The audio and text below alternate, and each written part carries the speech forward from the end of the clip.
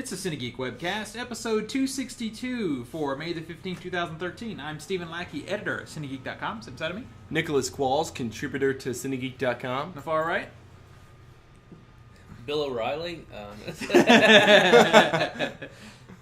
Insert, whoever here. Alan Smith, contributor to CineGeek. Hairline's about the same. It kind of matches. Yeah. And Mike Young, contributor to CineGeek.com. Nice.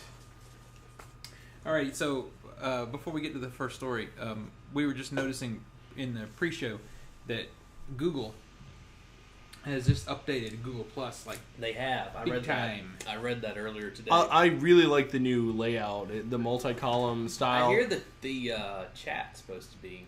Yeah, we just saw that they've updated the Hangout. They've updated Hangout and Chat. I haven't got a chance to play around with it yet. I haven't been to Google Plus in God knows how long. Just from the interface, I kind of like it a lot more. The wow. multiple. Yeah, it looks substantially different. When you go to it, if you've got an account and you haven't been there for a bit, it'll show a pop-up what's new, and then it'll go. You know what's funny about it though is it looks like it wastes a whole lot of space. It does. If you have a wide monitor, it does waste a lot of space. And I'm not entirely sure why. Well, you could change the column style to just be one column instead of the two that it currently is. Can you add more columns? No, you can't. I haven't seen it yet to add more columns. Yeah, I gotta say. You did. Well, no. What I did is I adjusted the zoom up. I zoomed it in 2 more interesting. times, and it made everything bigger, which is good for me. I don't mind when you go to other pages, so much. I like the 2 columns, but you can switch it to just a single column if you go to where it has your circles up above, which I really like the way you could just choose from the top bar one view for the single circle. You know what this looks like to me though? This video of the astronaut playing Space Oddity is everywhere. Yeah, like you can't get away from it. I refused to even put it in the rundown. Everybody's probably seen it already. You know what it looks like to me? You ever seen the Squarespace website? Yes. It looks like Squarespace. Yes. Doesn't it? With these floating boxes? It kind of see that, yeah. That. I absolutely get that. Are you seeing this? Oh, wow. Cat furniture done up is Star Trek stuff. There's a couple of Enterprises and a DS9. There you go. Kind of cool. I see what you mean about the columns. I've zoomed out as much as I can, but it only puts 3 max columns. But see, then when you zoom in, it looks great. Like I like the way it looks now, zoomed in. But I bet when I go to other websites, it's going to suck. Yeah, probably. It's scaling pretty well. I like the overall layout, and I'm looking forward to playing more with it. So you mentioned when you were reading up on what they did, something else about where you talk to your computer now? Like Google now has on Android phones, you can do a voice search. They've made that feature available for desktops if you have Chrome, and basically you can have a setting somehow. I'm not entirely sure of the implementation, where you can have your microphone on the whole time, and anytime you say "Okay, Google," it registers, and then it will search for whatever you follow that with. I have heard this stuff before that Google had been working on some voice recognition stuff. I didn't realize it was already implemented. Google Glass works on some of that. You could once you kind of activate it, you just say "Okay, Glass." All of this seems like it's so great, but the funniest thing happened to me today. Is I was talking to somebody about how cool Google Now is. And they were like, well, can I see it? I'm like, absolutely. So I pull up my phone, and I open up Google Now, and we're looking at it together. And, the other show that we're doing, the reality TV show webcast, we're following this teen mom thing where she did a XXX tape, like a sex tape. So that was on there. So yeah, at the top in my newsfeed, but blah blah blah does XXX, anal sex tape. And I was like, motherfucker, really? Is this so? It's not. And I didn't even search it on the phone. I searched it. One in of Google. the teen moms did a sex tape. Yeah. Is this legal to watch? Yeah, because she's not a teen anymore. Mom anymore. Okay, she's 20 years old now. She was in the first season. I was like, what? So the crazy thing is I had searched it looking for the story to put in our rundown on my computer. Sure you did. Hey, yeah, believe me, we all have a story like that. All right, come on. We talked about this in the other show, but it's butt sex, and it's a cute girl, so of course you're going to look. But anyway, I'm going to. Of course. Matter of fact, I'm going to do that right now. But and we've lost Alan for the rest of the episode. It's over, or for like 10 minutes if he doesn't get shy privates. I'm gonna scoot away. Now you're not scooting toward him. What are you doing? No, away. But yeah, that's the bad part of it. And you said this about the Kindle. with the cover flow is it shows the most recent thing you've looked at. So Which the cover flow you can actively take it off, but you've got to think to take it off. Well, see, this is what happened. Is I saw it just as I'm turning the phone toward this person, and it would swipe that. There you go. Off, You got it. But it took the newsfeed off of the damn app now. So I got to go back in and reset it. You got to be careful about what news you follow. You got to be careful about whatever you search for in Google. Because it's a cross-platform. Yeah, it is. It's the same problem if like the people who hook up Spotify to their Facebook accounts, and it will play their entire radio list of whatever they're listening to on Facebook. I'm like, I don't care what you're listening to right now. If you have something you want to recommend, sure, but I don't need to follow your playlist. It's one thing if you can go and look and see what somebody's listening to, but which is why I don't really want to be notified. Yeah. Plus, there are some songs I don't want people to know I listen to. Are there really? Yeah, and you're not going to know what they listen to. What could he be listening to? I'm just surprised he's listening to it. Yeah, exactly. I didn't think Nico knew what music was. Obviously, he doesn't. If it's something so bad, he's keeping it a secret. He doesn't want anybody to know about it. Yeah, I know. So anyway, that's I've been totally in love with Google now until that happened today, and I was like, I don't know. We got to be careful with how we abuse our robot overlords because they keep track of us because they pay you back. The line is blurred so much. Like I know, like you use Chrome at work, and I use Chrome at home. Mm-hmm. But it's all integrated. You know, you got to be. It's not been a big deal, but you kind of got to be careful how it's all. Well, I tell you what because everything gets bookmarked or all my history of everything. Somebody go, it would just pop up, Well, this is what I've decided to do because of that. That was one of the things I'm going to set up a separate Gmail account, a Google account that's just for news research for these shows. Because I'm liable, you never know what I'm going to look up for these two shows. Alternately, what you could do is if it's anything you don't want anybody to see, you use one of those do not track or things, or Bing. Bing is a possibility because I use Bing a lot anyway. Or what's the Bing. Incognito? Yeah, Chrome has an incognito mode. Firefox has one too. I'm a basher. I live by myself. I don't usually give a shit. But now it's kind of even that with that is kind of. Well, anything I don't want cookies on my computer I'll go to private browsing. But that's what you're just going to have to be more aware of that. Or something that I have to be logged in on like if I have to be in two Twitter accounts at the same time, it's good for that. Yeah. Why would that do that? All right. So anyway, I just thought that was a funny story, and it's just something that's going to continue to happen as this Google stuff grows. But the new Google Plus, the interface looks interesting. And by the way, Michelle, you missed it, but they've upgraded the Hangouts. So I'm curious to see how that's going to work for us in our first film ball update. Nico, you have the first story. From Reuters, the thought of eating beetles, caterpillars, and ants may give you the creeps, but the authors of a UN report published on Monday said the health benefits of consuming nutritious insects could help fight obesity. Yeah, because, because you're disgusted by the thought of fucking eating them. It puts you off. Actually, the line makes me think of one thing. What are the not nutritious insects? Yeah, those are probably delicious. What are the insects that aren't good for you? And then the good ones that are good for you, if you dip them in chocolate, does it negate the good part? Probably. Deep fry them. Yeah. Roll them in butter. Exactly. Because then I might eat them. Because if they make bugs appealing to Americans, they're going to lose their nutritional value. And McDonald's will have them. Yeah. Continue. Not bad looking. More than 1,900 species of insects are eaten around the world, mainly in Africa and Asia, but people in the West generally turn their noses up at such foods. The authors of the study for the Forestry Department part of the UN Food and Agricultural Organization said many insects contain the same amount of protein and minerals as meat and more healthy fats that doctors recommend in a balanced diet. Ava Muller of the FAO said restaurants in Europe were actually starting to offer insect-based dishes, presenting them in dinners as exotic delicacies. A Danish restaurant, Noma, for example, is crowned as one of the world's best restaurants for the last 3 years in one poll, which this negates to say what poll, is renowned for ingredients that include ants and fermented grasshoppers, which is why that poll is suspect. Exactly. Fermented grasshopper, though. Yeah. It's like beer hopper. Continue. There's a lot of hops. As you were saying, that maybe got to think about hops that are in your As well as in the costly battle against obesity, which the World Health Organization estimates has nearly doubled since 1980 and affects around 500 million people. The report said insect farming was likely to be less land dependent than traditional land stock and produce fewer greenhouse gases. It also provides business and export opportunities for poor people in developing people.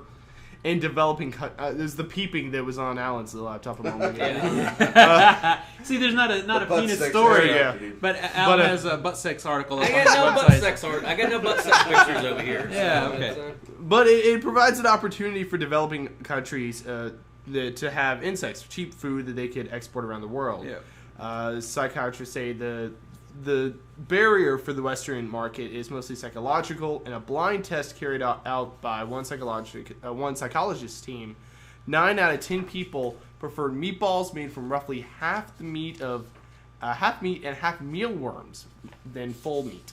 That's disgusting. But what about mealworm penis? Because you right. didn't say anything about penis. That's in right. this, you No know. penis. I don't think they removed the penis from the mealworms. I think it's probably in there. I've had fried mealworms before. Yeah, how was that? Not bad. I mean, it's Well, it's one just of those. it's like a shot of protein, like a bean, I would yeah, imagine. but Yeah. but it's one of those things that once you get past the idea that you're eating worms, I mean, literally that's the whole thing. Like if you covered your eyes and ate and somebody's like, here, try this, and you ate it, you wouldn't think any different of it than any other kind of food. Yeah. You know.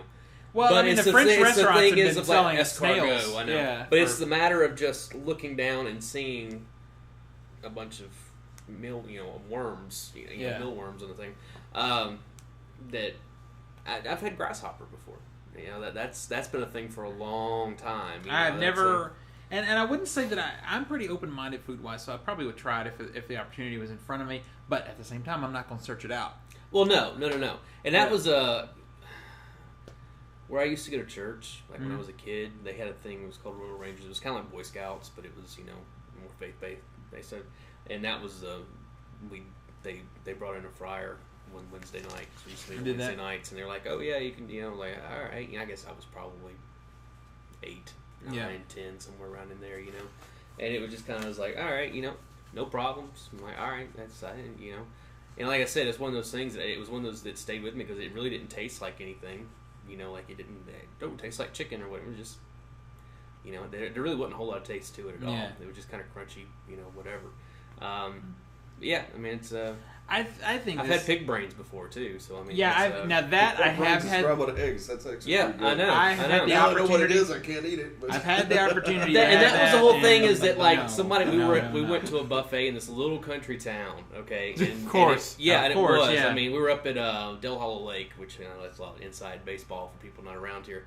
Stopped at this little diner for breakfast, and it was one of those things where it was like, oh, this is really good. I've never had eggs with cheese. Once again, it was a camping trip. Yeah. And one of the guys is like, you do realize what's in this, right? And of course, like most everybody else is like, and I'm like, it's not too bad, just like whatever, It's, You'd already started. yeah, I was like, all right. Well, Everybody else had It's too. like when but I it was a kid, it's like, Mommy, why is Grandma's scrambled eggs better than yours? Yeah. And then one weekend I saw the can. Oh. See, if it happened to me that way, it'd probably be fine.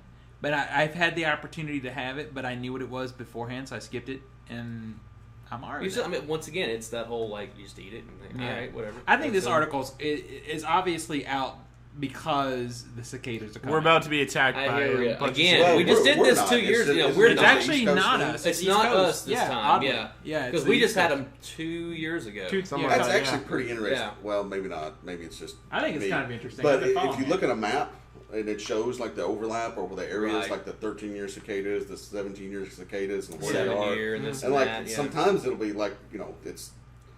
There'll be an We overlap. get like the 13. We got don't the we? 13. Yeah. Yeah. But there is a lot of overlap, and then sometimes in the same areas there'll be. It's just like there's no rhyme or reason to it. It's Right. just weird. It's Like crazy. it's like they're colonies. It's like, you know? how do they even count every 13 years or 7 years or whatever it is? Because it's so sporadic feeling when you look at But it. if you got to think, we had it like so we had it 2 years ago, which And then the last time that we had like a big outbreak of them was in '98, which was 13 years prior to that. I remember and then that year. 13 years prior to that was '85. I remember being in school and Yeah. you know, catching them on the playground, which would have been, you know, so that makes sense. Yeah, To, I you guess know, so. all right, you know. Yeah. And then 13 years prior to that was before I was born. Because, you So know, it was, we you have know, this article from the UN out, and then, of course, locally, if they were coming here, which it doesn't appear that they're coming here this time, it's all Right. East Coast, but if they were, we'd have the local TV station filming somebody grilling them. Like they Oh, yeah, do I know. every Oh yeah, time. we had You that get 2 that. years ago Yeah, too. we had That was, yeah, I that was know. happening. Yeah, every And, time. It doesn't matter. I'm still not eating them. Dude, we used to I have we used to levels. get those things and like pull the heads off of them, and they would still like move around. Yeah, and that's a crap freaky and thing. buzz You just and- continue to live. You Well, know, when you only just- live like 3 days, it really takes a lot to Right. get you to stop. Speaking of which, have you seen that trailer for Epic Yeah. Yeah. with the fruit fly? Yeah. Where it's the fruit Yeah. fly just like, it's hilarious. It actually looks pretty cute, that movie. Anyway, I'm not really concerned with the cicadas. They are fucking annoying as hell, so I'm glad we're They not are. getting them. They hurt like hell when they hit you at 80 miles an hour. Well, yeah. I'm when sure they are do. you moving at 80 miles an hour where they could actually hit you? When I'm renting a car with the Window down? window down and the vent window open. Hey, in Yeah. '98, I had a Jeep. So you know. I know what it was like, and those things would. You run down the street, and all of a sudden you get hit by 2 or 3 of them that come up over the top of the, or they just like start splatting on the It was windshield. worse in '98 than I it know was 2 years ago. It was. I remember. Yeah. Yeah, and you know, and the thing about it also is that whole you talk about.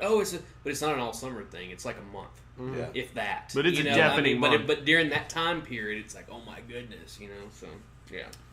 Alrighty, so let's talk about movies. I've got the box office here. Number 10 over the weekend was Oz the Great and Powerful. Still there. Still Wow. there. It made $1 million. It's made $230 million on a $215 million budget. So profit is profit. Number 9 is The Big Wedding. It made $2.4 million. It's $18.2 million on a $35 million budget. Number 8 is Mud. It made $2.5 million. It made a total of $8.5 on, we don't know what the budget was on that one yet. Number 7 is The Croods. still But it on was there. up 17%. It was Yeah. up, yeah.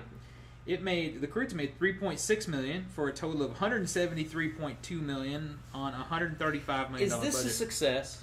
That's a success. Yeah. But, I mean, really, is it a success? I Well, heard that it's they've been- already It's not a got. blowout. It's been in the top Yeah. 10 for 8 weeks. I've heard that Nick Cage is already signed for the next one. They've already Yeah. got a second I I one. don't mean, see you're how- looking at 42 million. You know, Well- I know it's 42 million, but But it's also $42 million domestic. right. Well, yeah, I understand. You know. But it's still kind of one of those you have to wonder sometimes when you look at Mm. Well, there's a especially with difference. cartoons, because the thing with animated is I think there are a lot of hidden costs that you never see. You really see. Well, we don't know what merchandise. Exactly, and all Because that Well, kind but of you know what I stuff. think is I mean- different about an animated movie is first off, I agree with you. There's a difference between a successful movie and a blockbuster. Right. This one I'd call a success, not a blockbuster. It's Right. it's profitable, but the other part is with kids, and you probably know this. After it's made its theatrical run, and the parents are looking for something to occupy little kids, Oh, yeah, they you get buy the it, DVD or and the they watch Blu-ray, it and the over and kids over and watch over the hell again. out of it. I When the know. second one comes out, your audience doubles. You know, so Pretty probably much. the second one will make more money than this. Which is one. why Smurfs going to ruin you guys. So, I mean, it is a successful movie. The question is it a successful franchise? Because, Yeah. like, merchandising as well, toy sales and all Right. that is going to go into Yeah, it. If I it don't can't know sell how that- toys, if it can't sell merch, I then- can't tell you any toys I've seen. I haven't from seen this. any either. You know that. Okay, speaking of toys, Uh-oh. I almost bought something for you. Uh-oh. We saw the coolest thing today, Nico and I, in Great Escape. There's a line of cars out from TV shows. Okay, my favorite one is they had Eddie Murphy's car from Beverly Hills Cop. That The old Chevy beat-up Nova. car, and it was beat up, just like in the movie. But they had Jim Rockford's gold car. Oh, From shit, Rockford. the Firebird. Yeah. Yeah. I was like, this is awesome. And they had a white car with a moon It was a roof Firebird, I think. It was a from white Ferris Firebird. Bueller's From, Day Off. And I don't remember what that car is. Because the car, the main car in Ferris Bueller's was a red car. Yeah, Ferrari, the Yeah. California GT. Yeah, so maybe it's from But the it would have TV been. show. Would have been. Was there a TV There show? There was. was a There TV. was. Jennifer Aniston was on that. Oh, well, I think all of them. Well, Or no, the TV. Beverly Hills Cop was not a TV No, show. no. It's, although they And Back to the tried, Future it didn't get wasn't. picked up, but you know. Oh, and they had a Back to the Future DeLorean. Yeah. too. That You know, was- that's weird though. Like the talking Was about it Ferris's Rocket car? Files and the I don't remember Because Ferris because he talked about having Ferris had a car. Fiat. It was a little. Was no, that wasn't Ferris. That was what was his buddy's name? The other guy had and it wouldn't run. Had a little start. 4 Fiat that wouldn't Right. run, which it was a Fiat. So Yeah, you know, so yeah, it was exactly. guaranteed you it expect wouldn't it to run. outrun. Yeah. Anyway, they were cheap. They were $5. Cameron. They were cool. Cameron. Cameron. Yeah. But no, but the thing is that AKA the pale guy on the Keanu Reeves bus movie. Yeah. yeah, Remember he he's was. on the bus. Well, but you know what? He's he was also on What's Sin the name of City. that He was movie? on Drawing Spin a blank. City. Yeah. Yes. He was good also on Spin City. he was also in Young Guns 2. He was Oh, like that's the right. only one that survived. Like seriously, like literally, he's the That's only fine. one that survived. It's so Oh, okay. So wait. Anyway. So We just did the crudes. number 6, we're at number 6 is Oblivion. It made Alan Ruck is the 4.1 guy's million. name. Yeah. so, Alan Ruck, that's yeah. it. It made 4.1 million. It's made 81.9 million on a $120 million budget. Might made that budget if it had Alan Ruck in it. Might have. Actually, this movie is kind of a huge success when you look at the global number. It's crazy. Number 5 is 42. It made 4.5 million. It's made 84.6 on a $40 million budget. I still think Hitchhikers want to see that. Yep. Totally Jackie not. Robinson. Yep. Number 4 is Tyler Perry presents Peoples. Yeah. Peoples. It made 4.6 Did million. I say that earlier? What? Didn't I say peoples? I don't You know. said something close. Yeah, when I messed up saying like people or something. Oh yeah, you might have said something like that. I think you Anyway, said more like peeper. it's Okay. made 4.6 million on a $15 million budget opening weekend. So actually, based on its budget, it's not a bad take for its first weekend. Number 3 is Pain and Gain. It made $5 million. It's made $41.6 million on a $26 million budget. Michael Bay can make shitty movies and they still make money. Yeah, Is that Transformers. supposed Yeah. to be shitty? Everything Do- I've heard do- about do- Pain and Gain is Oh, it's really? shitty. Yeah, but I don't Do we think need to go down the list of all the shitty movies he's made True. that's made money? I don't think Pain and Gain is pretending not to be. If that makes sense, I think it is what it is on the face of the I film. don't think so. I Well, think if you it really- meant kinda, to be if you like an think action about it, comedy. If you think about it, it's like Michael Bay without the gratuitous explosions and helicopter shots.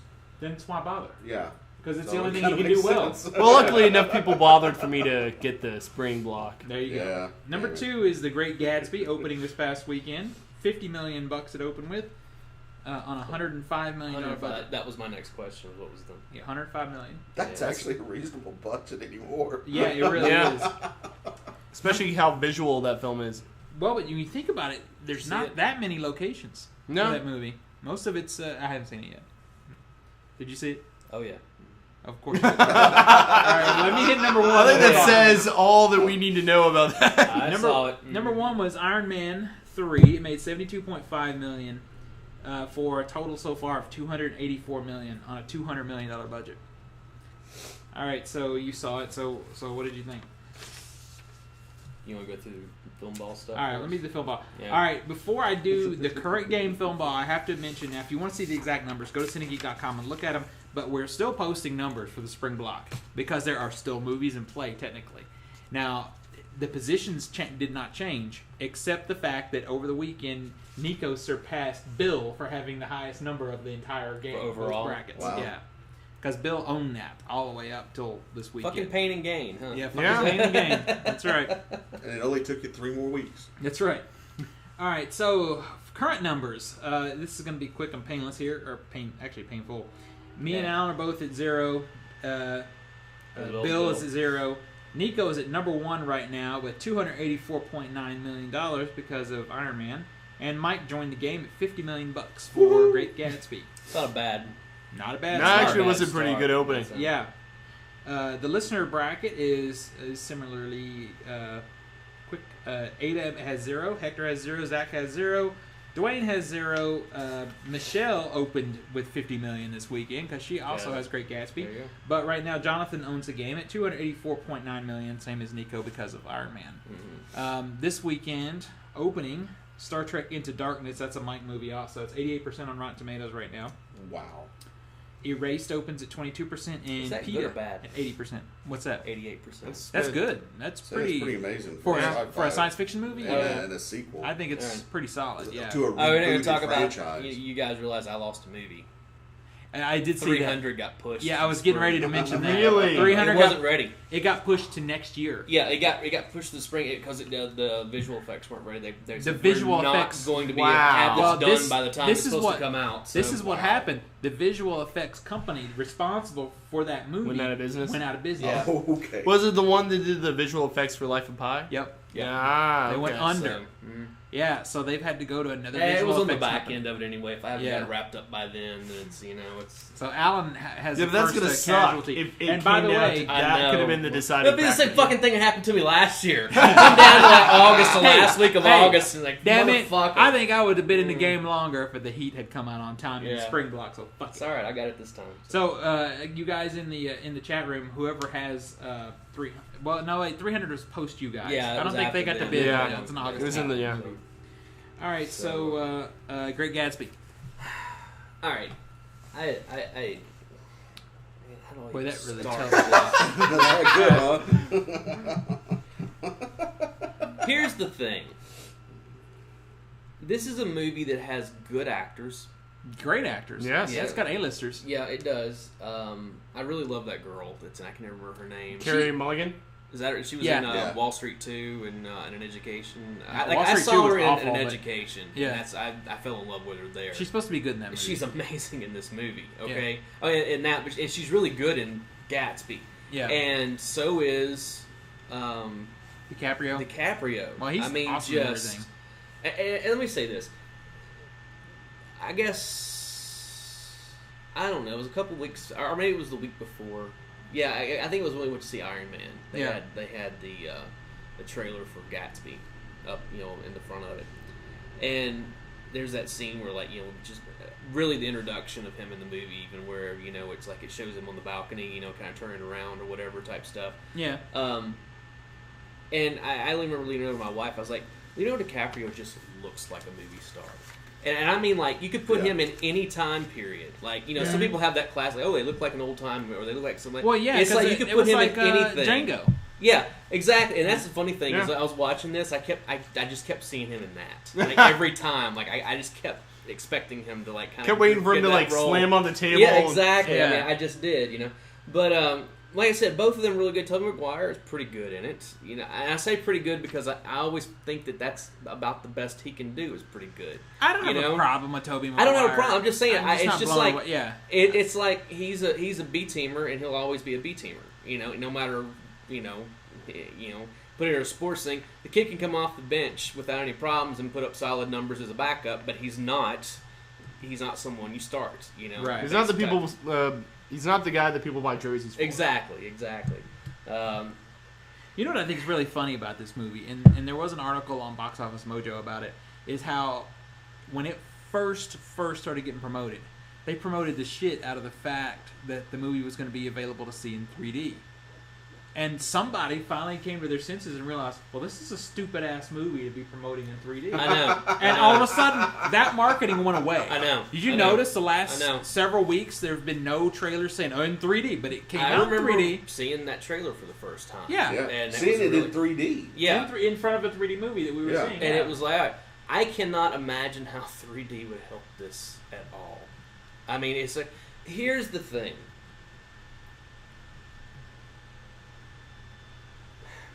Baz Luhrmann has this weird style.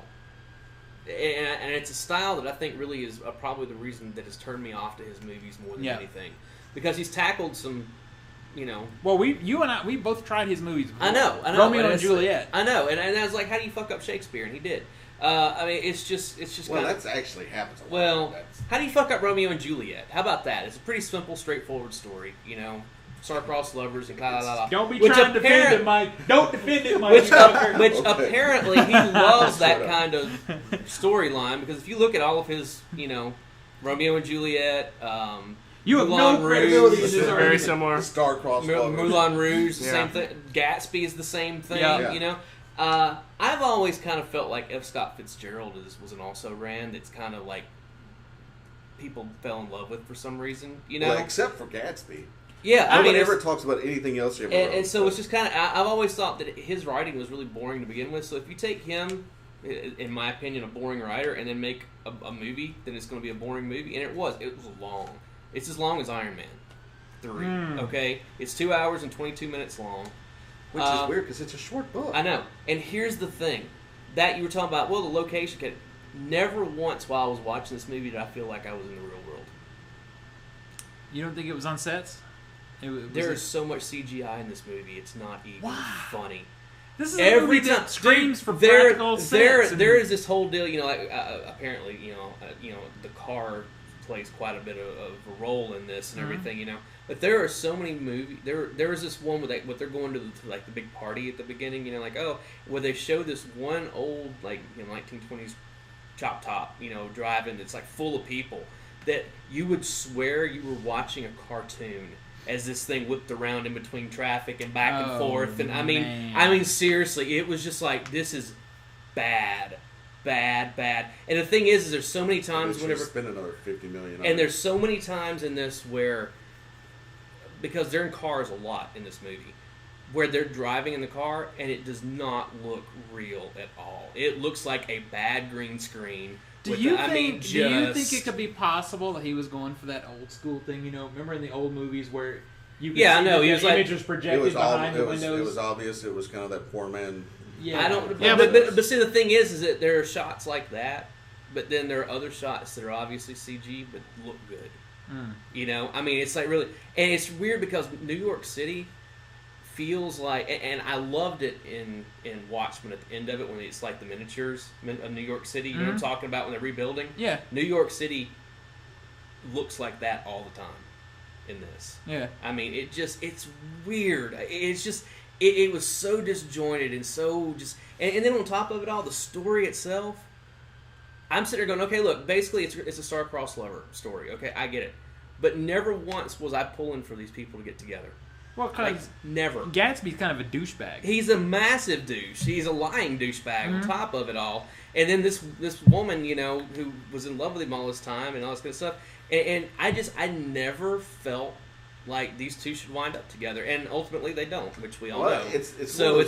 I actually haven't read the book. Movie. Spoiled now. Darn. Dude, this book is over 100 years old. It says in the chat room that both his kids liked Gatsby. Yeah, whatever. The trailer got me jazzed up. Kids don't know shit. So. About a month ago, I actually went and read the book, and I loved the book. But even in the book, it was one of those stories, you could tell from the beginning, it was one of those stories that, this is going to end bad. Just the tone, just the way it was set up. That was the thing about the original movie, is tonally they had that same feeling. Remind that's the me only of the reason book. I think I like it. Is it told from, it's told from a third point of view? It's told from Dick Carraway's right, okay. POV. So the thing with Carraway is that he's like the narrator. Right. Which is the Tobey Maguire which they do they start it this way, and it's one of those things where it's like later in life or whatever, and he's telling the story. Yeah, it's like told in a flashback. And it's one of those things where it starts off like the first 5 minutes of it, it's like he's like meeting with a psychiatrist or whatever. He's like, oh, why don't you write this, blah blah blah, and like they just kind of allude to this whole he's an alcoholic and this and depression, blah blah blah blah. And I'm like, I don't remember all that from the book. It was like it really felt like it was jammed in there. Because he was the only one in the whole story that was kind of thought had a lick of sense. Right. And I just have one question: is his voiceover by Bob Saget? No.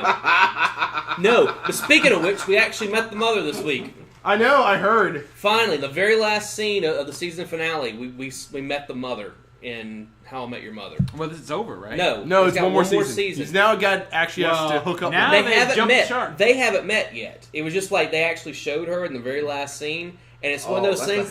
They said this entire next season is going to happen over the course of a weekend, and you're going to see that. But it's like, but Ted won't actually meet her until like way down the line. But you're going to see how all the other characters meet her in the process. So. But yeah, it's just like, all right, But yeah, I guess, my wife loved it. Well, there you go. It's not for us. It's not. It definitely wasn't for me. I mean, I went to it. And the thing is, I wasn't dreading going to it because I like the trailer looked good. It looked great. Well, the trailer looked pretty. I wouldn't say that the movie looked good. The trailer has got some of those cartoony things. Yes. Well, they're going to tighten this up before. No, dude. I'm not joking. There are several of those scenes where they're driving in cars that it looks like you're watching.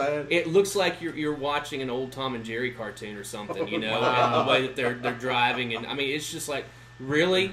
Because it's one of those things you're going, this was a choice. This was a choice that he made. Yeah. And so speaking of cartooning, I also saw last night Fast and Furious 6. Yeah, how did you manage that? Well, there was Sneak preview tickets. Yeah. Yes, I got sneak preview tickets thanks to the listener, Zach Martin, a.k.a. Mama's Boy. The Brony? Yeah, Brony Boy. Brony So boy. that Yes! Brony Boy! Wow. so it's funny because Zach, I amend what I said about the tattoo. You have to get Brony Boy tattooed underneath it. That's right. There you go. My That's Little right. Pony logo with Brony Boy Brony underneath. Boy underneath That's it. There you go. So in Comic Sans. to discuss this, I have to give my background a little bit on Fast and Furious. I didn't care for these movies until the fifth one. The first one was meh. You know, I didn't hate it, but it was like whatever, you know. And the others I just did not care for. The fifth movie, I came out of that actually, and I'm not sure why I went. I guess somebody else I knew wanted to go. Right. But I came out of it thinking, this was fun. The movie was fun. The story held together enough to make it a summer action movie, and it was entertaining. Even though, you know, my biggest complaint and joke since I saw that movie was that Vin Diesel had a stroke because I couldn't understand half what he said in the movie. But The Rock was great and so forth. So I was actually kind of looking forward to this one.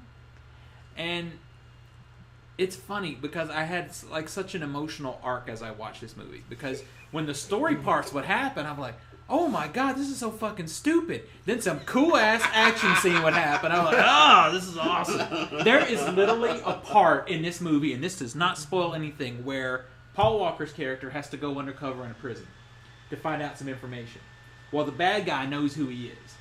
And he's got him in the corner, and Paul Walker asks the question that he needs the answer to, and the bad guy's like, well, since you're a walking dead man anyway, here's all the answers. And then Paul Walker proceeds to beat the fuck out of everybody and get out of there. I'm like, Walking Dead Man. what is this? This is like the dumbest thing. I felt like, are we watching a crappy Bond movie in 1960? Because only you know, Dr. No could pull that off and be okay, you know? So, but I don't think he was okay. I think that was the point. on the other side of it, the thing that really blew me away was the attention to canon that they've put into this movie. I actually Wikipedia'd it because I had heard that it was going to be, you know, some continuation of story. So I had to go back and look at some of the other movies. And you could enjoy this movie having not done that, but wow, if you've seen them all, it's crazy. There's a stinger at the end of this movie that got me excited for the seventh one. And I came out of this thinking 6.5, 6.5. Who would have thought? But the stinger the end was so cool. And if you don't know the canon, the stinger is cool. If you know the canon, it's like, holy shit, they are really paying attention to this shit. Because it plays back to a story that was dead-ended in one of the previous movies. Fuck it, I'm going to say it. It plays back to Tokyo Drift. Which is... God. Yeah. I liked Tokyo Drift. All right. If you're in the chat room, close your We're ears the right four now. people Or in if the you're world. listening to the show, just close your ears right now. Because I mean, part let's of be this- honest. When Tokyo Drift came out, we all thought it was dead. Yeah. That's it. Okay. Done. You know, I don't feel so bad about revealing this because if you go to IMDb and look at the cast list, it's fucking revealed at the very first line. So I'm watching the movie, and at the end of Tokyo Drift, one of the main characters is an Asian guy. Of course, it's set in Japan, so Yeah. Of course, it was an Asian guy. But at the end of Tokyo Drift, this guy gets killed. Yeah. Well, see, it never occurred to me to question this, but the movies that have come after that one had the Asian guy in it. Mm-hmm. And I never thought anything about it, except these movies that have been coming since Tokyo Drift were supposed to have taken place prior to that. And they cement that at the end of 6 because they re-show that scene at the end of Tokyo Drift. Apparently at the end of Tokyo Drift he gets killed in a car accident, but they never show whose fault it is. Well, they show the scene again and Jason Statham steps out of the other car and calls Dom and says, "You don't know me, but you're about to." And that's the end of the... Yeah. I was like, motherfucker, I want to see this movie now. Amazing. I want to see it. It wasn't that long ago when they confirmed Statham for the next one, was it? Yeah. I didn't know they confirmed Statham. His name is... Well, and I don't know if it was confirmed, It was just like somebody mentioned that he was going to be in it, but Well, I thought, well, this is a big spoiler, and then you go and look it up on IMDb, and his He's name right is there. actually first. His name is Biggest on top star of out there. everybody Wow. else. I was like, his name is above The Rock. It's above. Well- It's the first one. Well, that's what you got to do with these movies. Is you have to constantly one up it, add new people, or add old people like this one did because it brought back the Michelle Rodriguez character. So it's a movie about guys in fast cars. Who else are you going to add to it? But the transporter. That's true. Okay, so story-wise, the movie, if you just look at the story, it's kind of like weak. But in the overall canon and what you come to expect The way they story-wise from connect the the dots. franchise, it's kind of fun, and the action is so expertly done. I mean, there's a fight scene between Vin Diesel, The Rock, and another guy who's bigger than both of them. It's like, how many fucking dudes the size of a wall can you put in one fight scene? And it has Gina Carano in it, who was in Haywire. oh And shit. this is one thing I can confirm. We had this big argument that people had said her voice was dubbed in Haywire. Right. It's the same voice that's in this damn movie. It's not dubbed. That's just the way she talks. And her acting is... Unless they got the same actress to come in and dub her stuff. yeah. Her acting is, it's okay. It's not, like, mind-blowing. But her fight scenes in this movie, holy shit. I came out of this movie She's and the MMA chick, right? Yeah. Yeah. Yeah, that's what I came out of this and I ran into another critic, Jason Shaw. Oh, okay. And I asked him what he thought. And he said, I liked it. And I said, why? He said, because it had the best female fight scene since the death of Russ Meyer. And he's kind of right about that. Nice. So, I wanted to hate it because the story is so poorly written. But damn, it was fun, Now, you're not going to love parts of it because they forego a lot of the car physics for just like... Okay, so the thing is, alright, so Tokyo Drift came out in... That was the third one, I think, wasn't it? Yeah, Yeah, it was came the out third in one. 06, 07, I don't somewhere know. around in there. So they're basically saying... 2006. So they're basically saying that everything that you've seen since then happened Before in Tokyo like Drift. 2005, Yeah. 2004, 2005. Yeah. How's the technology hold up between that? I mean, like... Well, that's the other it's thing, the- is these guys went from a band of car thieves to fucking Mission Impossible. Yeah. You And got then- like and everything tech happens within a guy 3-year who can do period anything because computer-wise. Too Fast, Too Furious happened in 2003. So you Yeah. got a 3-year period in which it all happened. Yeah. And Well, even I the first one had that kind of the gearhead techie guy that got killed. yeah, but now you got a dude who's like doing stuff for the cops that they can't do themselves because he's so awesome. But I also am sitting in that movie and I started thinking, am I really a fucking movie snob? Is this what's going on?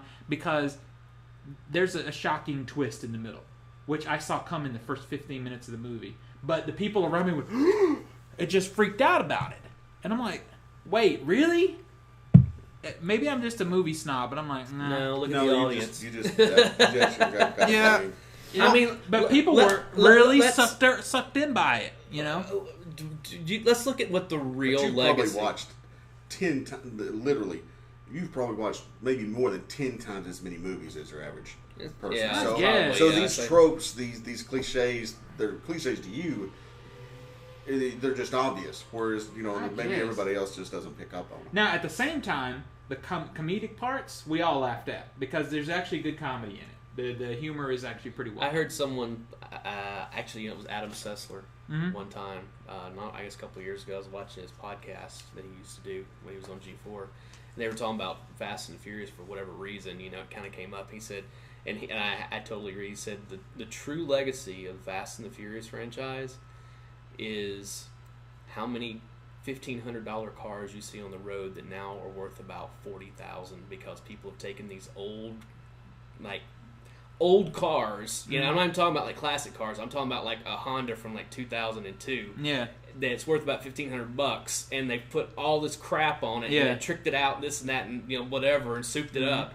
And it's just like that is the legacy of the Fast and the Furious movies. well, here's Their the- legacy is though for every one of those.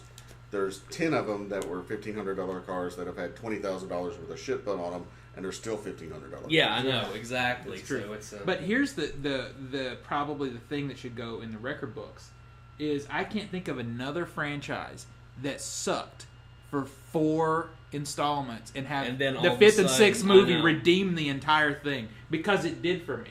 Now I want to see the others again because the 5th one was great. this one was good.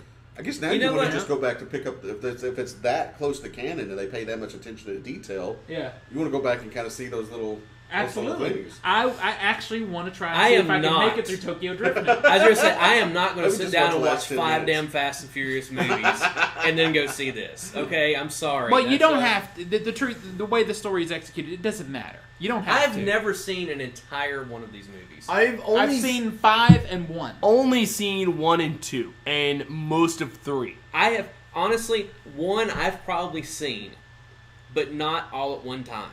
Yeah. Like, I've caught bits of it here, bits of it there. I started watching it after it came, like, after it hit DVD, when its initial release, you know? Mm-hmm. And I got up and walked out about 15 minutes into it. I was like, this is ridiculous. One of my roommates was just like, oh my god, this is so awesome. I'm like, this is fucking dumb. And this is just like... Yeah. Yeah. Needless to say, he wasn't my roommate for very long, but it was just, you know... Let's put it this way. Here's what happened, okay? That movie, you have to think, like, when the first Fast and Furious movie came out, what else came out that year? Shaft. Okay? Which, Yeah. not a great movie, you know? Well, and it was All right, either, here's the thing. We got that, we rented it and watched it. well, Shaft It sucks, was terrible, It okay? was. And also what came out was Gone in 60 Seconds. which also sucked. Exactly. So we watched both those movies. I got it, and I was just like, these are both. He's like, what do you think's a good movie? And I went over to my DVD and I pulled out The Virgin Suicides. Oh, yeah, And I said- that's movie elitism. I was right like, there no, at because its that was best. a good movie. I was Yeah, like, but this they're not is a good watching movie, those kind you of know? movies. They're And talking like, about what's a good action movie, and I could So, pull like, 15 off my shelf. he that are didn't say good. what's a good action movie. He But said this is- what's a good movie. So I went and pulled out. I was like, you watch this when you get a chance, okay? So like 3 days later, I come walking through the house, or he came in or whatever. And I was getting ready to leave. He's like, oh dude, he's like, I watched that movie that you recommended. I'm like, yeah. He goes, that sucked. And then he comes back, like when I come home later, he had watched he was watching Fast and the Furious get ready. So I started watching like 15 minutes. I was like, dude, I can't do this. And I just got up and walked out. I was just like, this is, no. And you He know, moved out about 2 weeks later. the thing so about it is I actually feel a little differently because I hated the first one also. But I like Vin Diesel, so I sat through it. But I wasn't able to watch any of the others until the 5th one. 5th one is... Well, he was in the first one. He wasn't in the second or third one. Well, he had a One cameo scene in he the had a third cameo one. on the end of the And third did he one. come back for the fourth? Yeah. So really, that's just 2 of them. No, I don't... Didn't he come back just for the 5th one? No, I think Yeah, he he was came in the back fourth? in the fourth. Yeah, he was in the He fourth in was when they all Fast and started. Furious. Well, Yeah. and then Rock. They reintroduced the Rock in the 5th one, I guess. Right. Yeah, and I'm like, and I mentioned in my review, and you can see in depth about my more, but less spoilery than this discussion actually. They've got this thing now where they got to play with the name every time. Oh, I know. It never said Fast and Furious 6 at the beginning of the movie. It just said Furious 6. Because the last one was Fast Well, 5. I mean, you Fast always had 5. Fast and Furious, and you had Too Fast, Too Furious. Yeah. And you had Fast and Furious Tokyo Drift. Then you just had Fast and Furious. Yeah. And then No it was part of Fast 5. Now you had And Furious 6. So, I mean, it's just like... Down to luck for next one. Yeah, Maybe. what are they going to do? Yeah, something Fucked 7. up 7. Fucked up 7. There we go. Okay. Fucked 7. First, wait, I saw in a chat room there were people were naming the next one, and somebody said "Too Slow by Curious." That would be really funny. All right, Alan, you got the Man first boobs or story. something. Wow. So the 4th installment in the long-running Mission Impossible spy saga achieved positive critical notices and pulled in almost $700 million across the globe, the highest sum of a film starring Tom Cruise. Now Deadline reports that Christopher McQuarrie, the screenwriter turned director who worked with the world's most famous Scientologist on this recent film, Jack Reacher, is likely to step in for Part 5. This is actually wasn't his most recent film. Oblivion is his most Well, recent no, they're film. talking about Macquarie's leaves. McQuarrie's McQuarrie's recent, yeah, which was Jack Reacher, which was a good. Good Okay, all right. Anyways, Curious Cruise will once again. Curious is a better name for him. Yeah, Cruise will once again play Daredevil's special agent Ethan Hunt, who is charged with a variety of assignments by the shadowy Impossible Missions Force. A few other details are known about the new film, such as whether sidekicks Jeremy Renner, Paula Patton, and Simon Pegg are likely to have another outing after the success of Ghost Protocol. Deadline also reports that a sequel to this year's Jack Reacher, the big screen adaptation of Lee Child's popular series of books that also starred Cruise in the title role, is in the works. McQuarrie's film took $216 million worldwide and attracted mainly decent reviews. That's not a lot of money, though. I know. I didn't realize that was a success. I didn't think here it wasn't. It's another one of those things that I think that it just turns into the level of profit, not overall dollar amount, because that movie was made fairly cheap. And it was pretty good. I wasn't like, oh shit, blown away by it, but it was pretty good. Now, the last Mission Impossible was fantastic. I really enjoyed Ghost Protocol. Yeah, it was really great. I could see Jeremy Renner maybe being hard to get back. Actually, I can't. Actually, After that Bourne movie kind of... I take that back. Well, it depends on when this is meant to come out. Yeah. Because he may have Avengers requirements, yeah. Anyway, I don't know. I liked what they've done with the Mission Impossible movies so far, so I'm glad to see there's going to be another one. Okay. Nico? Men in Black will be revived with a fourth installment of the science fiction film saga, but this time they could be fighting Earth-dwelling extraterrestrials without Will Smith. Studio Sony has asked screenwriter Oren Uzel, I'm guessing that's right, to script MIB4 following the critical and commercial success of the third film last year, which featured Smith alongside the older Agent K, played by Tommy Lee Jones, and the younger Agent K, played by Josh Brolin, and made a franchise best of $624 million across the globe. According to The Hollywood Reporter, it is not clear at this stage whether the famously picky Smith will be interested in reprising his Agent J character, and there's no deal in place for Brolin or Tommy Lee Jones either. Likewise, Britain's Emma Thompson, who played the new Agent O, is not yet contracted for a second film. She was just premiered to this one, that's why it's her second. Prior to completing Men in Black 4, Uzel will write the screenplay for the second 21 Jump Street film for Sony. Oh, man. Last year's comedic update for the 1980s TV show about youthful-looking DEA agents sent into high school to uncover crime made $200 million around the globe, starring Channing Tatum and Jonah Hill. See, that just is a kind of a perfect example of what we're talking about. This whole new climate of what's in Hollywood of what's a success and what's not. Because I thought Men in Black overall was kind of a failure, but Men in Black, it goes back to what we said earlier. Mm-hmm. Blockbuster, maybe, but it was a successful film. It made money, it made profit, so that's why it was like, let's make another one as long as they make money. It wasn't as people liked it. Everyone liked it better than 2. That's not hard, but it was successful. It may not have lit the world on fire. That was last year's. Yeah, everyone was busy with Avengers, Dark Knight, and arguably Spider-Man. Arguably is right. I don't know. Hey, Spider-Man actually did fairly decent. I know. Well, I'm just talking about in terms of buzz. Spider-Man did decent, but the 2 movies that ruled the summer were Avengers and Dark Knight. Yeah, absolutely. It's funny, though, because I love the first Men in Black. And when this one came out, I thought I would be excited for it. I just didn't care. I honestly wasn't either. I really enjoyed the first one. The second one was a letdown, but the second one was a letdown. I didn't hate it as much as a lot of people. Yeah. You know, it's... so I'm kind of surprised we're going that route again.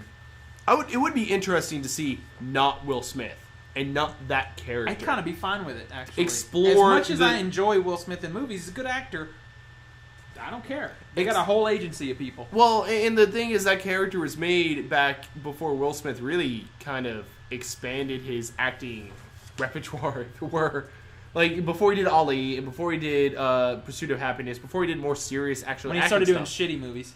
Well, when he started actually stuff that requires acting. He's more the silly kind of stuff that he did in the 90s. Which I kind of enjoyed. He's good at it, but it's that same character. Yeah, he's the Fresh Prince. Yeah, he is. Yeah, is he so fresh anymore, or is he still a prince? I don't know. The only good part of Independence Day was when he opened up that ship, punched the alien in his face, and said, "Welcome to Earth." I mean, that's the only good part of that whole movie. I'm sorry. But I want to see... I know, when he's dragging the alien across the desert. Yeah, well, that's funny. That same He's complaining, and he starts kicking the alien. Yeah, that's kind of funny too. He said, "I'm dragging your busted ass across the desert." Pretty much the Will Smith parts are the best part of Independence Day. I think we got that. That's kind of true. Yeah. But I want to see more of that organization and more characters. I think it will be time to bring in new characters or explore ones that are already there. And give us a completely fresh approach. I would like, if they're going to do it, make it completely new looking. You know, because the first 3 all kind of have that same look and feel. Do something different. because I really don't care at this point. All right, so we're going to TV, and the upfronts are happening every week now, so a lot of stuff's been announced. Defiance has been announced for a second season on Sci-Fi Channel. Of course, we know Bates Motel is coming back for another season. And then summer shows are starting. The Killing came back. The Killing almost died and was going to go to Netflix, but AMC's got it, and it's coming back in June. I'm kind of surprised that they saved that. Yeah. They need to save as much money as they can for all those Walking Deads. It's true. So we've got trailer videos for a lot of stuff, and we've watched a few, genre ones that actually matter to us. So should we start with the big one or save it to the end? Let's get it out of the way. All right. So the one that we care about. There is a really We've only long... got 3 of them listed here. We got one other one. Yeah, we have one other one also. Actually, we have 2 more. But anyway. Yeah. So the big one was Agents of S.H.I.E.L.D. Agents of S.H.I.E.L.D. And this is ABC, right? Yeah. So there is a really long 4 minutes trailer for that show. quite Oh, that no, long. it's 2 minutes. I'm sorry, I'm It's- thinking yeah. the Blacklist is 4 The minutes or Blacklist is something. really long. Blacklist Yeah. is really Which long. I got a point about that one when we get to Okay. it. But I like the S.H.I.E.L.D. trailer, though. And that it was odd because they released a teaser to it. was like and then 30 about seconds, then yeah. about 2 days later, they released The a big full one trailer. came out. Yeah. And I'm excited. We got more Coulson back. From the full trailer, Right. it interviews a younger S.H.I.E.L.D. agent. It's like, what do you know about Coulson? He died, and then it's like, I'm back. So we know it. Welcome to level 7. That's Definitively the takes place after the Avengers. It takes place after the. That's the part that I hate the most. I like that. What about Coulson? I want to see. We knew he was coming back. Yeah. I mean, there's no 2 ways about it. See, here's the thing, though. It works in comics, but when you start taking the meaningfulness from a death away from cinema, nobody cares. Because pretty soon, Gods with Hammers make a movie so Pretty incredible. soon. It's, well, but I mean, what makes the Marvel movies work better than the DC ones is the earthy sort of drama that's there that you can relate to, because Sense of Jeopardy. But I think we're going to end up. What we're going to end up with are the Star Wars prequels, where you don't worry about anybody because you know they're coming back. I think the point though is We never had any concern about what's fucking Obi-Wan Kenobi and all these characters because we knew they were coming back in the next 3. The secrecy that they're trying to maintain, the whole "Welcome to Section 7," because everyone below this thinks I'm dead. Is I think they're trying to maintain the fact that his death still has importance, and they have to maintain that he's dead. right. So- that's what that was, So because they can't let obviously like Tony Stark, I mean, whose come entire on. character arc came to be because He's got a big he mouth. died. we know from the Avengers movie that Fury was manipulating that situation. Yeah, I mean I that know, was but because Maria Hill calls him out and says Those cards were in his the locker. You know, they weren't on him. That was so we know that S.H.I.E.L.D. is manipulating this situation to begin with. So why wouldn't they manipulate that he's not? I really dead? hope they go mean, back yeah, and show but- how pissed he is But that I they think put blood I on his agree with cards. Steven, though. I think that does. It takes a big notch out of. All right. You're never going to feel jeopardy for these characters. You know, if you know they're just going to come back. it's almost like if Joss they do Whedon- more it's Firefly. really kind of a credibility thing because you know they're comic book characters anyway, right? Yeah, and you know they're these big tentpole characters. You know that nothing's really going to happen to them. But even if the kind of the secondary characters or just pop as up. safe. It's Yeah. almost like, oh, Coulson's popular. Let's bring him back. I would Yeah. rather have seen this Agents of S.H.I.E.L.D. be a prequel series like originally they had hinted that it might be. Then it would have been great because you'd still have Coulson, but he'd still be dead in current time. And that just would have been better to me. But we've known that this was going to take place afterwards. I know. And that Coulson was coming back. I'm So, okay. I mean, I'm okay. I see your point, and I can give you some credence to that. But I'm going to be okay with it. Of course And- you are. because but, I'll- okay. But I think overall, other than the fact that the lessening of the dramatic impact of Coulson's death and death overall in the Marvel Cinematic Universe, I'm still really excited. The trailer had what, for all intents and purposes, looks like to be Luke Cage. Yeah, I agree. Which, correct me if I'm wrong, is that Gunn from Angel? It is. Yeah. J. August Richardson. Yeah. So- Which I'm excited to see.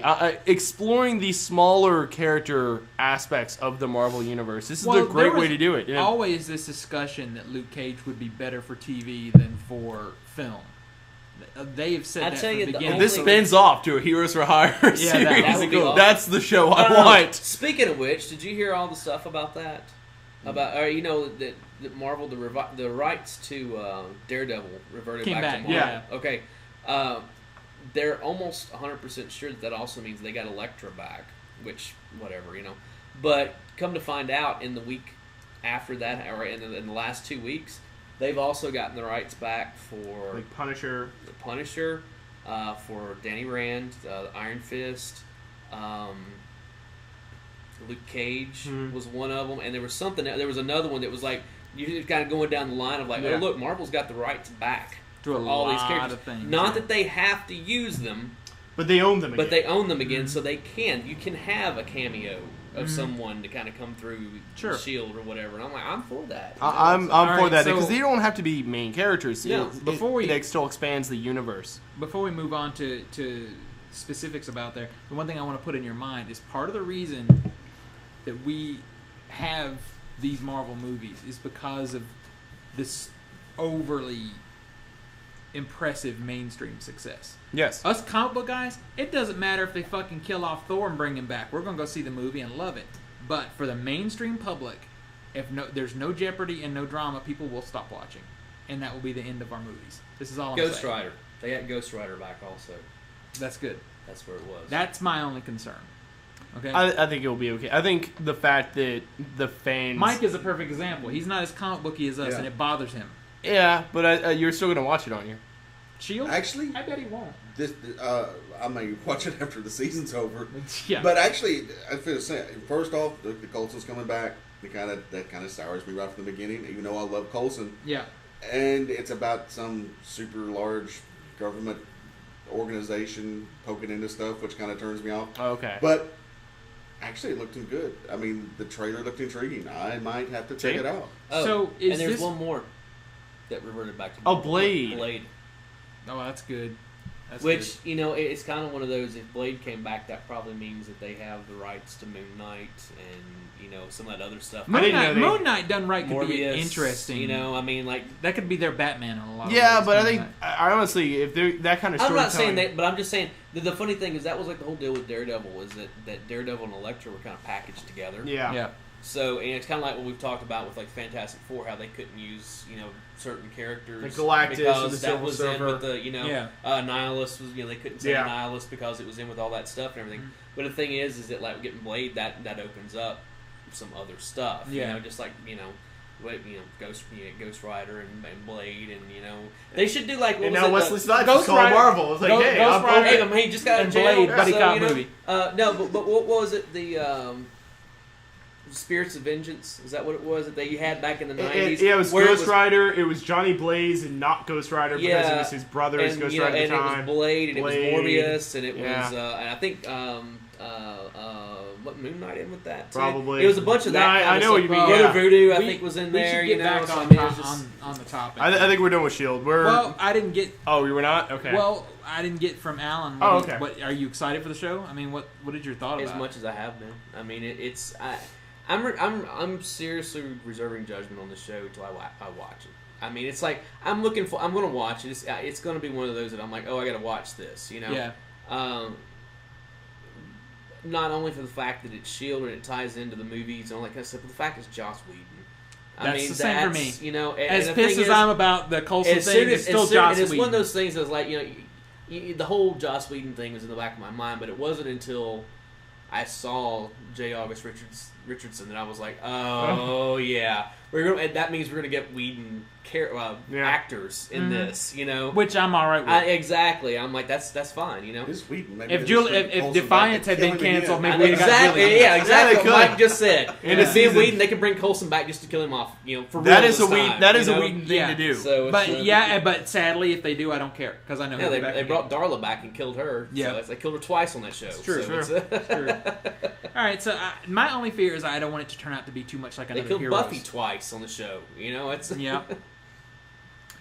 Okay, so we have some others. The next on the list is Sleeping Hollow. It's Sleeping a Hollow's coming Fox to series. Fox. Yeah. Fox. Basically, the premise is Ichabod Crane was in the Continental Army working under Washington, and he killed this gigantic juggernaut of a British soldier who then became the Headless Horseman. Mm-hmm. Ichabod gets buried and then awoken in modern day Sleepy Hollow, and joins their cop force to help them take down what seems to be the Headless Horseman. Just the description is enough to make me laugh. Also, he's Nick Cage from National Treasure.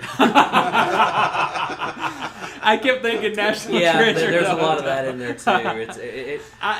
This show looked ridiculous. It did, absolutely. I want to watch it I'm because gonna it watch it looks as well. ridiculous, but it looks like it's going to be Let's that put kind it of campy this fun. way: if I were in college, still, this would be one of those movies that we would sit down and watch, or one of these TV shows that sit down and watch and just get absolutely blazed, or drunk, one of the two, and just be like, and make fun of it. You know, Yeah. I mean, that's To its credit, it looked kind of like the good bits of National Treasure. Yeah, Well, that's true. That's true.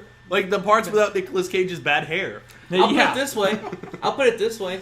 This looked better than Dracula. How about Oh, that? God. Okay. Dracula. Wait, Yeah. who's got Dracula? I don't remember the network that has Pierce, that. No, it's a NBC. It was CW. NBC. wasn't NBC. it? I think it was NBC. NBC, the biggest flopping, failing network Yes. out there right now, is coming out with a Dracula. It looks terrible. That It does. awful. It's like they couldn't learn from the disasters of other vampires. It has the shows. They guy. just couldn't. They just can't learn from their own fucking disasters. Is what it comes down to. I mean, this looks like so many other shows that they've put on in the last 4 or 5 years that have just stalled out of the gates. Yep. And this is going to be another one. So. It's gonna be It awful. stars the guy from Tudors, I think. I forget It does. Yeah, and Yeah, the isn't main- it some of the creative staff too? I think it is. Yeah. It looks just so bad and cheesy, and It's There's they not made anything Victorian London look uninteresting. Yes. which It's is really crazy amazing. because it should be interesting. Yeah. You know, I'd rather just go watch Sherlock Holmes over and over again or something. Yeah. I mean, isn't it bad enough that horrible Francis Ford Coppola Dracula that we were forced with 20 years Yeah. ago? Well, the this funny thing looks ab- almost exactly like it. The I mean, funny thing about that's that just- movie, the Francis Ford Coppola Dracula, is was it Francis Ford Yeah. Coppola? yeah. Yeah, I actually liked it the first time I saw it, other than Keanu Reeves, but it. and then you went back and watched it again, And it I was like, oh my God, this shit. sucks. I know, Yeah. exactly. So those shows, Sleepy Hollow, different than Dracula. Dracula just looks insultingly I know. bad. Sleepy Hollow looks campy, awful, stupid bad, which might be fun. Sleepy Hollow, yeah, it looks fun. The premise is It hard, might be but it hilarious. looks yeah. Yeah, but And not for all the inadvertently right so. reasons. You And know? it's got in the trailer, you've got a headless antagonist. There's, Oh, come on. A At lot- the lot end of of that times trailer... Put your hands on your. Wait. and then he picks up an automatic gun and The starts Headless Horseman. firing into the cop The Headless car. Horseman has a machine That gun. was Yes. just, oh my God. No. That Wait, is- isn't that a Warren Zevon song about the headless machine gunner or something? I don't know. I don't know, but it's hilarious. Yeah, but no, I did get a chuckle Mm-hmm. earlier in that when they're interrogating Ichabod Crane. Yeah. And he started talking about it, and he's like, "Yeah, I shot him, and then I chopped his head off." Yeah. And then it's after a pause, he goes, "It was the logical thing to do." It was like That's right. That was pretty fun. that was like, all right, that was funny. That was pretty if they good. play it like this, I could, And maybe they are. You know, I don't know. I hope could see so. that lasting a little longer than if they don't. I'm Yeah. not saying it's going to, And But what? how do you sustain the story like Exactly. That's gonna be- exactly. yeah. I mean, You've they made got a a season, headless. maybe two. You've got a headless 250-year-old dead guy walking around New York City with a machine gun. Yeah.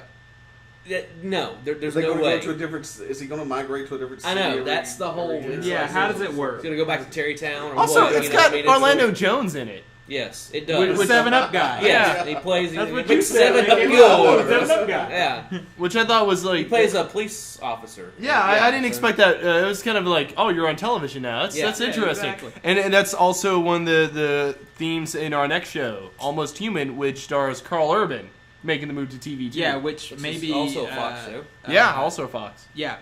The difference is this one is a J.J. Abrams show And looks good. and looks pretty interesting. Really? Because It- I figure Fox is 0 for 2 now. So Yeah, but- I was not compelled by that trailer at all. I like the trailer. I like the Carl Urban character, which I It think very much to me. I don't. You know what's funny is there's something about that trailer that looked like iRobot to me. Yes. You know the movie It iRobot. did. Well, yeah, Yeah. I get the because the robots. But even and just all the that stuff. color palette and just the look of it, looked a little like influenced by iRobot. Yeah, I can see that. A lot of the futuristic cop place. Yeah. because iRobot takes place a lot in But futuristic thematically, PlayStation. it kind of reminds me of some like 80s science fiction TV shows like Alien Nation. Alien Nation is exactly what I was thinking. And Alien Nation was a good show. Yeah. For the one season it was on. Yeah, it came back on Sci-Fi Channel for another season. Yeah.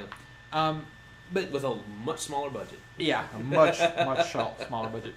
I think even the milk was fake. But you know the thing about it, there was that we're just talking about that. It actually had decent ratings on Fox, but Fox was like, we don't want to be a genre television show. And now they're begging for it. I know. Yeah, and they canceled it. So Almost Human tells us, it's a futuristic story. Tells the story of a cop who was mortally wounded in a gunfight, and loses years later he comes back. Yeah, he was in a coma apparently. Yeah, he was asleep for 2 years. Wakes up, he's trying to get his job back as a cop, but now he's being forced to work with the synthetic androids, who he's already hates. It was one of those that he had to deal with right before he got injured. Kind of reminds me of Terminator 3. Yeah, where he doesn't trust the Terminator. Yeah. And basically, so... Why would you? Wait, wouldn't... Yeah. I mean, wouldn't that be more Terminator 4? Well, that's Terminator 2. Terminator 2? Terminator 2, okay. Yeah, well, Terminator 2, yeah. Yeah, it would be Terminator 2, yeah. Yeah, Terminator 4 also works because it's got that human android guy, there was no Terminator 4, I'm sorry. Okay. I haven't seen I don't know what you're talking I about. kind of liked it more in 3. Oh, you're crazy. Given that's not a lot of room, I mean, 3 and 4 are No, not I think that 3 good. is not bad. I like 3 well enough. I like 3 well enough as well. I didn't even bother with 4. I didn't like how... The only 3, good thing about 4 was the use of the Guns N' Roses song. Everything else I didn't sucked. like about how 3 was in twisted 4? the message. Yeah. But, anyway, back to the show at hand. Yeah, the theme about him working with the cop, and he has to work with one that now has emotion. Apparently, it's a new line. It's like a learning line. It was deactivated because the police. Did we already get this with the Sarah Connor Chronicles? Kinda, yeah. I mean, it feels like thematically we've seen some of this. Yeah, stuff it before. doesn't feel at all like a new kind of show. It's not. It's not at all. The thing is the creative people behind it. You got J.J. Abrams and you got the other producers from Fringe moving into this show.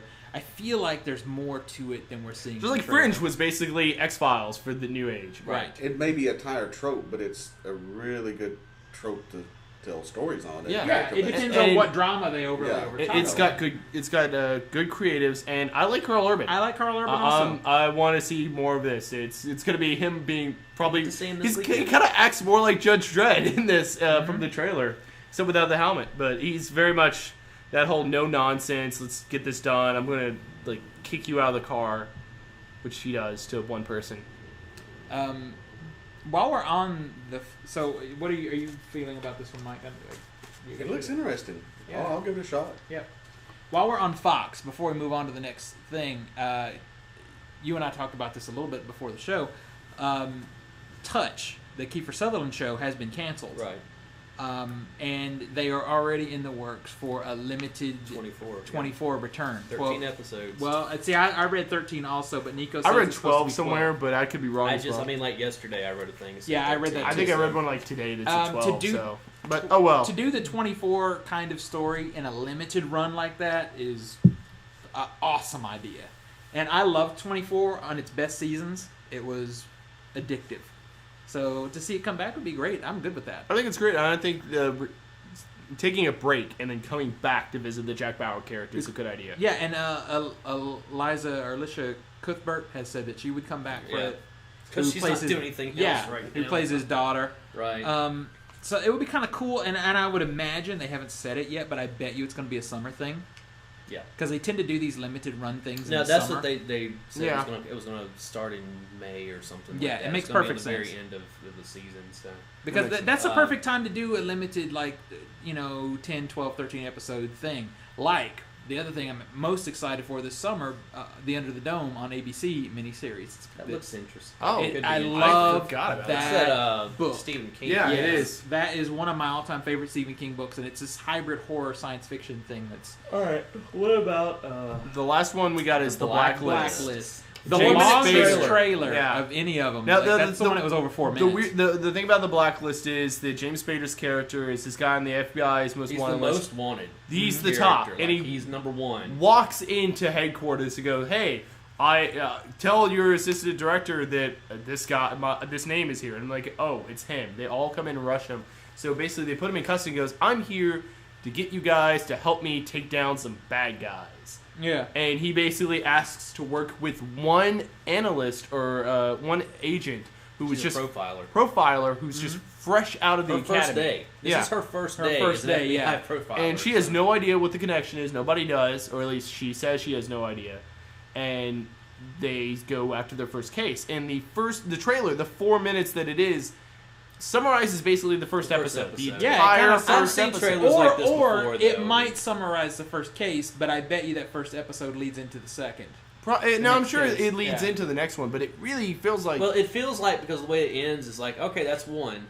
And like, what you mean is like, oh, I've got a whole list. Yeah. And It really feels like... It's the pilot, basically. Yeah, basically, and where so. you get the sense that this is the upfront. This is what the they're... movie that kicks it off. This is how we're showing it to everybody who needs to have an idea of what the show is to get invested in it, or more particularly for the upfronts to buy ads for. I've seen trailers like this before. Mm-hmm. The one that television trailers, the one that I remember the most was My Name is Earl. I remember because like the very first, like they basically they had about a 4-minute trailer about that before it came on that essentially told the entire first episode, setting up, and it was one of those things that going. It's into like the it, Robert like, Zemeckis trailer yeah. of TV, and I loved it. I mean, but because it was one of those things like I know it's going to happen, but it's still one of those things. It's really they didn't give you all the humor that's going to be in the episode. They gave you enough to like really kind of like, oh, I want to watch this, type thing. Even if I know how it's going to end, I still want to watch this. I tell you what, though, after it, that 4-minute trailer for Blacklist, it gave us the overarching story. But I want to know what the connection is between him and this one particular profiler. Right. I'm curious about this show. I am as well. And James Spader looks old. James He does. I was thinking but- that when he was in The Office, like the past season or something. I was watching like, you were not what you were in Stargate anymore. Right. That's true. Well, I mean, but the thing is Spader's always been a little bit creepy to begin with. Yeah. Which this is a good role for him because of that. Exactly. It's like as he's gotten older, he's gotten creepier. I mean, it's just, I loved him on, I used to watch The Practice. And then, of course, that went over into Boston Legal. Yeah. And I loved him on there. I mean, he was Well, amazing. well, He's the even thing not what that he was was great on that about in terms Boston of shape. Legal is he was so dead opposite of William Shatner when Right. Shatner was on there. And Right. It's hilarious. Well, that's the whole was built on that. Yeah. It was one of those that it was a spinoff. It was that same character from the Practice. They basically said, okay, we're ending The Practice, but this is going to go on. Yeah. And so the whole Denny Crane, thing and all that kind of stuff is just amazing. The way they set it up, So yeah, So, I Nico, like those two together. What about the Blacklist? I'm curious. I like the premise. I like James Spader in it as well. But when we were discussing pre-show, trying to remember before we looked at the list, We couldn't remember the name of it. Yeah, that was the trailer that we forgot about. That's the one that stuck out to me. Well, I don't feel bad about having is- forgotten about it because I sent you guys those links early in the week. Yeah. I But, just watched them today. Yeah, but like I earlier today, and so I it was remember it more well now that I remember the show. But it's still other than Dracula, which it's I it's kind of like to forget that one. yeah, it's probably the least anticipated of the other four: The Shield, Sleepy Hollow, Really? Almost Human. It's close on the list, but I don't know. It's kind of right there with me with the Abrams show. They're neck and neck for me. I Blacklist, and of course, Shield is a Shield's given. going to be the Blacklist Shield is number that one for next me. one that I was like, I I'm want to in watch for Blacklist. this, so, I want to watch Blacklist. The thing about Blacklist is it's more guaranteed to be the show that I think it's going to be and be good at it. Whereas That's kinda true. Some of the other ones, like Almost Human, could be great, and I really want it to be, but it could also not be. It could be a disaster. And Sleepy Hollow won't be good or great, but it could be fun, and I really want it to be. I'm most certain about what Blacklist will be. It's true. And I think I'll like it too. Blacklist is the most perfect for TV of any Yeah, of them it we've feels like the most regular TV show, true. if that makes any sense. seen. All right, what about you, Mike? Blacklist? James Spader looked great in it. I mean, that's almost enough to kind of make me want to watch it. But every single scene, it's like I've seen this somewhere else. Well, Oh, yeah. absolutely. it's so- I it was think very Silence of the Lambs. It was. Silence I of mean, the Lambs is what I and thought it that was. was without a doubt. You know, I mean, it was. it's Except just- James Spader isn't eating people. It's a mixture because is this on NBC? I don't remember the network. If it's on the I think same it's one on NBC, if I'm as not Hannibal, mistaken. then they got the whole thing Well, set. they haven't announced it actually, yet, but it it is looks on like NBC. Hannibal's gone. I've heard Yeah, that. I think that was surprised me. announced, but Or did it finally get announced? It was so on the bubble. or it was secretly announced, like it's not on there, so it might still Yeah. be on the bubble. But I don't know. Well, there were several shows that. I There wanna- were several surprises with cancellations this year. Happy endings. Yeah. And what was the other one? There was another show that was canceled that they're already going to the cable to try to get them to pick up. I Yeah. mean, they're like, hey, listen. Speaking of which, did you see since we're on television, did you see the announcement about TNT and TBS today? No. It's going to be live streaming 24 hours a day online. That's brilliant. Yeah. Both It's about of time those. somebody I know. does I'm that. like that's one of those things. Hey, look, I don't need a cable box. That changes everything. You know, Still got to be a cable subscriber. maybe not. I mean, it's. No, I'm what sure I they have saw- some. is that Probably. what It might- Probably. it's That's only the deal, but I authentication. mean, but it's still ABC one of those, ABC is doing mobile streaming of its live feed, I think, as well, but you still have to authenticate some way. Yeah. Well, it's just a step in the right direction. Yeah. You can't expect to jump in the water. None of them are going to just jump in. They're going to Right, stick their toe right. in first. Why the And hell I- not? I expect him to. What is it? Then you need to And I'm prepare. continually Hey, disappointed. I was going HBO. to say, you should be used to the constant Hey. disappointment by now. HBO, just about a month ago, the president of HBO was saying, "Hey, we're exploring some stuff with HBO Go. To maybe problem we with don't that- have to have subscriptions I think they any would longer, constantly say that just mostly in a negotiating Well, the early strategy. word that I've seen about HBO Go though is like they're going to do it, but they want to charge $10 to $15 a month for it. And if you're already a cable subscriber, it's stupid. But Or that's if all, you're- that's if you're all a you're cable- that's all you're paying extra for that anyway. Yeah, so, but I mean, but think about it. Like for me, I'm a cable subscriber already. I don't carry HBO regularly because I don't I want do, to spend that so, I $10 mean, to it's- $15. So to me, if I'm going to spend $10, I'm just going to get it on my cable box and then have it for free, Then which is that's what going to maximize your choices. Yeah. You'd be silly not to. which is what they want. They want to be Yeah. able to say we offer it, but But- nobody's but- going to take it. But But even that's if not it- the point. The point is the people who don't either subscribe to cable or don't want to subscribe. If you subscribe to cable, there's no reason not to do HBO that way. Right. But if Yeah. you don't, like me, Yeah, you could go and I get HBO for $10 or $12 a yeah, month or whatever. which might actually be worth it, particularly during certain Game times of of the year. Thrones and Yeah, True Blood and which those is things. like almost over. Yeah. But hey, a few you more know what? episodes. I have a tendency to, especially with Showtime. I don't do it with HBO because Sylvia likes to have it. Just Yeah. because they're always showing me there's tons of kids stuff on there, so it's Yeah. good for Emmy. Like, hey, here's the iPad. Watch, Tangled or whatever that's Yeah. on there. But it's with Showtime, man. Whenever I'm done watching whatever it is that I watch on there, I turn it off until it comes back. Yeah, So I do that. about half I do the year, that. I don't have Showtime. I do that It's with like all of them. And I was doing that with HBO until they actually kind of started running stuff all the time. Because it's like now that I got into Game of Thrones, Mm-hmm. that was coming on right about the time that I was done with everything else. And now I'm like, son of a bitch, I gotta watch. It's like they're keeping me all year round now. Well, you know? that's the So smart it's, thing. That's what they got to do. Well, speaking of odd shows that are trying to make a comeback, there's a story up today. Well, actually, we've got a couple stories. This one is Univision announced a new partnership with El Rey Network, which I think, if you know Robert Rodriguez, what a great name.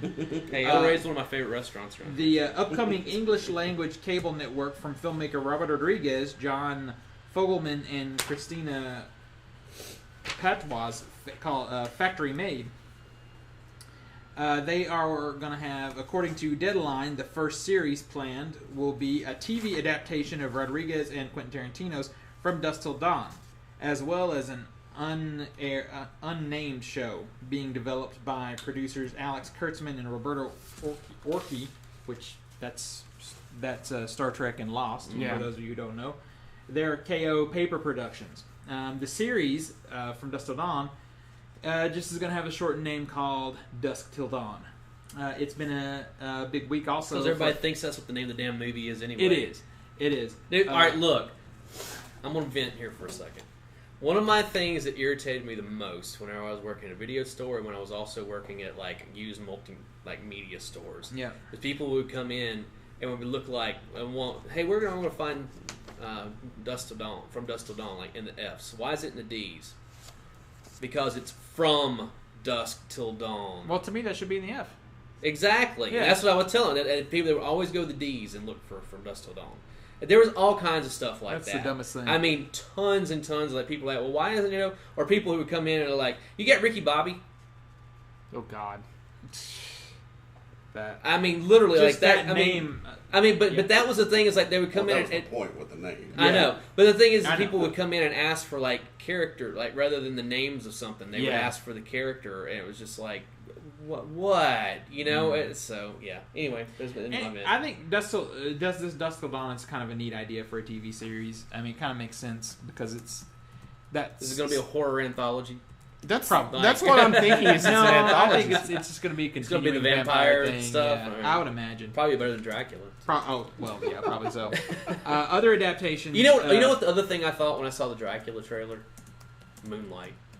Moonlight. I also thought of. That's I just the one thought I couldn't that remember the name a of. bunch. I was like, oh, this is going to be another Moonlight. Well, and It's, that's what I meant when I was talking about the mistake. I'm like, can't people? That was on they learn? CBS. Yeah, but it's still a mistake that's Well, floating. you know, out there NBC regarding had vampires. 20 years ago or so. They did the Dark Shadows. Remember? in the early And it was '90s. a- Yeah. Yeah, it was a came on Friday nights. You know, it was an hour-long drama, and like, it didn't even last a season. So I don't understand. don't know. I guess because Vampire Diaries is doing so well, and you know, All right. Well, Vampire Doing Diaries so well is doing well for CW. for CW, CW. Yeah, right, exactly. right. Doing Yeah. well on CW is a completely different standard I for know every it's other true. network. And you know what? That's the thing.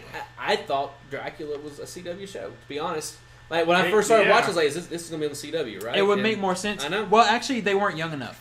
The That's actors true. were not young That's enough. true. They weren't 12. Yeah. You know, these Yeah. people actually had pubic hair. Yeah, and exactly. I mean, it was just, and like, you know, the reason they were bald, so they opted to shave it or wax it rather than, you know, just not having it. Exactly. So Exactly. I'm sorry. I know. I'm All going right. on and on here. So yeah.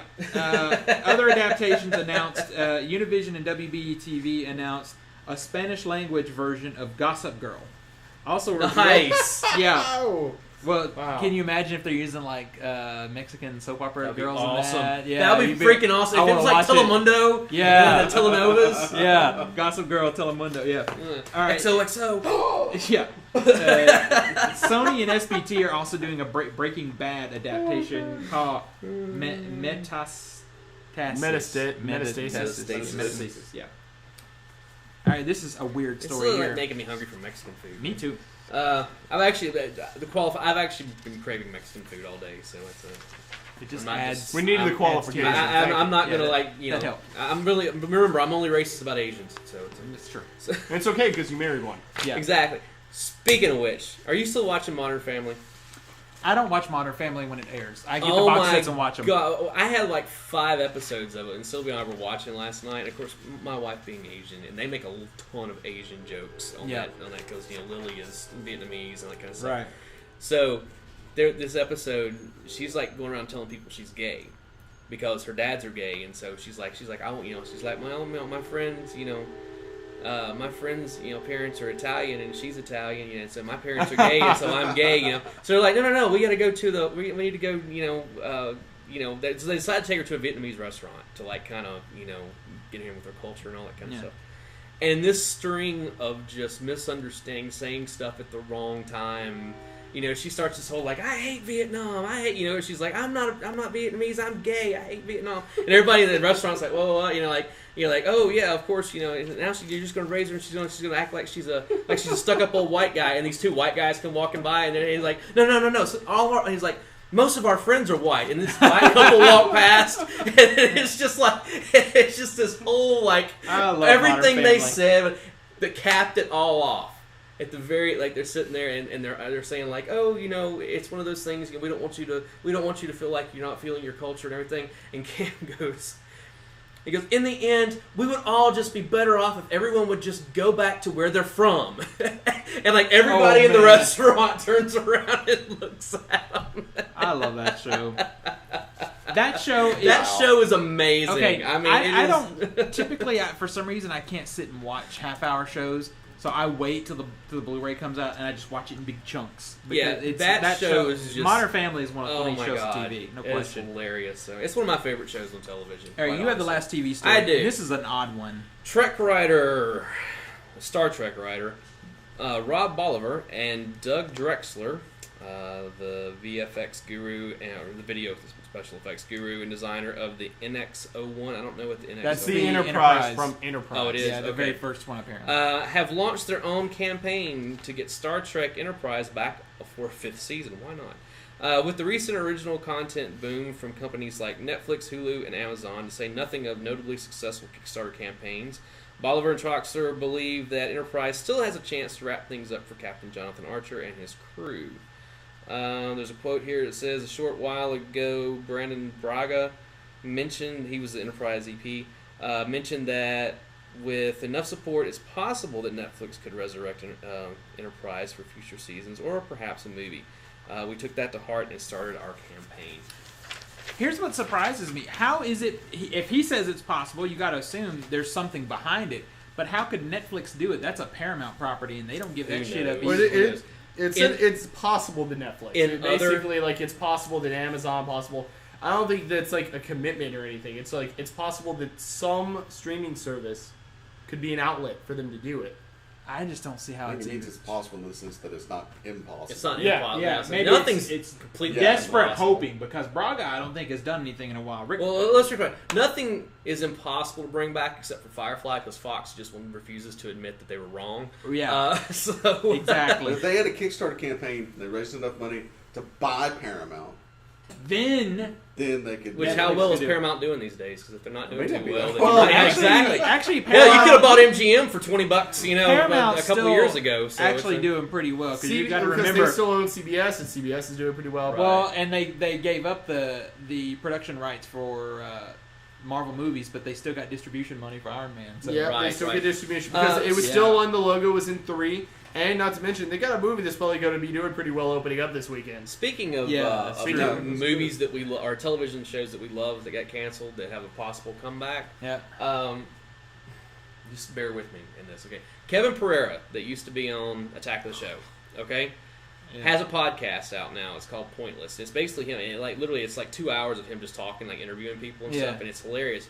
But he had Sarah Underwood and Candace Bailey on there, which were on Attack of the Show. Attack of the also. Show, yeah. Well, Candace Bailey was on Jericho, and he asked her about it, and this is back first of the year, like it's in the middle of the podcast, and she said that she'd been contacted at one point, but nothing had happened just yet, and that she was like really been vocal about wanting to bring the show back because it was such a good show, Yeah. and that Netflix had really shown some interest in this, and like I said, so I'm like, please, fingers crossed, I don't know. it's I'll like be honest with you. I kind of am ready for it to be done. I'm just tired of hearing about Jericho trying to come back over and over again. I almost feel like if they did now, it would be disappointing. like CBS. Yeah. That CBS treated it for the last 8 Yeah, episodes. I just feel like I Oh, yeah, don't we know. brought it back, but we're not going to put it on until like the 'Cause middle of the summer, and it we're going to was cancel it before it's even got a chance. Such to a go. good show when I it know, started, I know. and I'm kind of ready for it to rest. Kind of like Firefly. the I'm ready weird for it thing to is, rest. The odd thing that's kind of almost off-putting is the fact that what Arrested Development has done is giving And Family Guy and all kinds well, of and other Family Guy, but yeah. really Arrested Development as well. Because it I mean, moved the to main streaming. point, because it gave Right. the opportunity and the dream for people, either on the creative side behind the camera or on the camera, the opportunity to go, hey, remember that awesome show we did? Let's raise some money and do it again. Well, It's like kind of Veronica sad. And Veronica Arrested Development, Mars, Yeah, yeah. exactly. some pull it off well. Arrested especially- Development, I think, is a good example of that because of the time involved. Yeah. There was quite a bit of time between when the show ended and when they got it going again. And it had that kind of scorn fandom. There's like, we didn't Yeah. want it gone. We wanted more. It wasn't done yet. Mm-hmm. And they even had a campaign. Well, I just rewatched all of season 3 to get ready. And they had the Save the Blues episode. Right. Yeah. And I forgot how obvious, like blatant Right. that Oh, it was. was Oh, yeah. hysterical. Yeah, Yeah. exactly. So it's some of these it works on, but I think some other franchises you're gonna get where like, why do no one needs that back? Yeah. Stop Well, whining. That's basically. the great thing about Kickstarter. It's, Yeah. they'll find out. Yeah, It's up true. to the people. Exactly. It's, you know, Yeah. shut Put up it and out put there. up. That's It's true. Or It's put true. up Put or up or shut shut up. up, I know. Yeah. So. All right, out on Blu-ray this week, 88 minutes, Antiviral, Solomon Kane, and 100 Bloody Acres. There you go. All right. In comics this week. So nothing good coming up. Yeah, Nothing nothing good. Not a damn thing. In comics this week, brought to you by Mark's Comic City 2 in Madison, Tennessee at COMIXCITYTOO.com. Nice We have, spelling. thank you. Can you repeat that? PENIS. From Marvel, we have COCK. Age of Ultron, 8 of 10. I'm glad that this is coming out as quickly as it is. It's every because week getting it, or it's every like 2 every weeks. other week Yeah. or something. Yeah. Because a 10-issue miniseries is just freaking Epic, long. Yeah. FF number 7, Iron Man number 10, Nova number 4, and Ultimate Comics Spider-Man 23. On the DC side, we have Fables 129, He-Man, and Masters of the Universe number 2. I thought that was further ahead. It was in the list. No. There were 6 issues that came out. It's a new ongoing? And now, I don't know if it's ongoing or if it's another miniseries, but yeah. Okay. It started over, but it's continuing where the other one left off. Okay, cool. Justice League of America. And I have both issues and I haven't read one of them yet. So. Justice League of America's Vibe, number 4, Legion of Superheroes 20, and Wonder Woman 20. On the indie front, we have Conan the Barbarian 16, Star Wars, Darth Vader and the Ninth Assassin 2 of 5, but of 5. Okay, I guess they finally put the of then. When we reviewed the first one, it didn't say it was a miniseries, it just had the first issue. Yeah. Which was good now that it says that, because that could not have been an ongoing premise.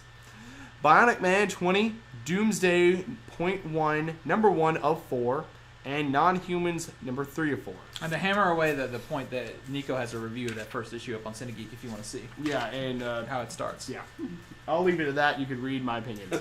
There you go. Okay, that says a lot right there. So I got comics, but I haven't read all of did. anything yet. I've read about half of the Ultimate Comics Spider-Man. Then we had to leave to go buy comics, so I didn't get to finish it. Yeah, I caught up. I read that and I read Nova number 4. So The only thing I want to say about the Ultimate Comics Spider-Man, because like I said, I haven't finished it. how far did you get? Not that far. I mean, really, I got to So you get the part where Peter Parker came back? no. I'm joking. I figured you were. The thing that really surprised me, that's kind of jarring in it and is neat and makes me look forward to The when 1 you year guys later? leave is the 1 year later Right. thing. I was like, holy shit. I haven't- In the Very last first issue- page, you open it up, like, 1 year later. It's I like, wow. I haven't gotten to read it yet either, but I know that that's part of the premise, and that's kind of got me. It's intrigued. actually Yeah. kind of cool. Yeah. There are some cool. I don't like I said, and I'm not giving it that. Like you I guess did you see Spider Woman? She comes into No. it. Oh, I'm not giving anything away. Okay, like, This is how it always No, I'm not. I'm not going to She's not spoil giving it, but anything the last And page she's is- married to the new Spider-Man. Exactly. So Yeah. she's actually married. So he's actually married. He's dating Peter Parker. is Yeah. what you know. It's got a lot of other cameos in it, and Yeah. especially when you get down to the last page. I'm not going to tell you because the last page is something I know you're going to enjoy. Because Yeah. I enjoyed the hell out of it All quite right. a bit, and I'm looking forward to see where it goes, and also the character that happens. Then I'm trying to remember if he, she, or them were introduced in the Ultimate line before. I keep wanting to think that they were, but I'm not sure. So it's kind of one of those. The thing that If not, I'm excited to see what Bendis is going to do with these. yeah. I'll just go at these characters. Okay? The thing that I That's, loved about it though was it's like it's one of those. It's like I can't say it any other way, or It's it's a just power like pack, isn't yeah, it? exactly. Okay. the first thing, the one thing that I Julie did and think, Alex and all them. So based off what I did see, was like Miles Millar is no fucking joke. When he said he's quitting, he's like fucking quitting because it's been a year and he has not. he hasn't been Spider-Man. Spider-Man. He's like, fuck this. I'm done with it. You know, my mom got killed. I'm out. I'll tell you the other thing that's really cool about this is it's a year later. I'm out. Yeah, it's a year I'm out. later, and it You got to feels watch the like a video year to see what later. that's about. It feels like a year later because Yeah. like Miles has grown. Like you can You tell. were going through a growth spurt or something. He's taller and he's and like he looks older and that kind of stuff. And then there's another character that we know and love who comes into it who looks older. You know, it's kind of one of those like, all right, I like that they've actually progressed these characters. You know, where it's like, So all right, this is kinda I'm awesome. excited to read that. I have that and I have the new Nova, which I haven't cracked open yet. Which I was kind of disappointed in the new Nova. yeah. I'll be honest. Well, I haven't been riveted by it so far. I've enjoyed it. It's been just good enough to keep Right. me wanting to see what happens. But this one's kind of and even like the stinger at the end of it of like, you know, like the cliffhanger or whatever is really Yeah. not that like it's That's a shame. it's really kind of like telegraphed. I mean, you see it coming from Yeah. a long way away. It's like And I have So- the Xbox, the Xbox that came out too.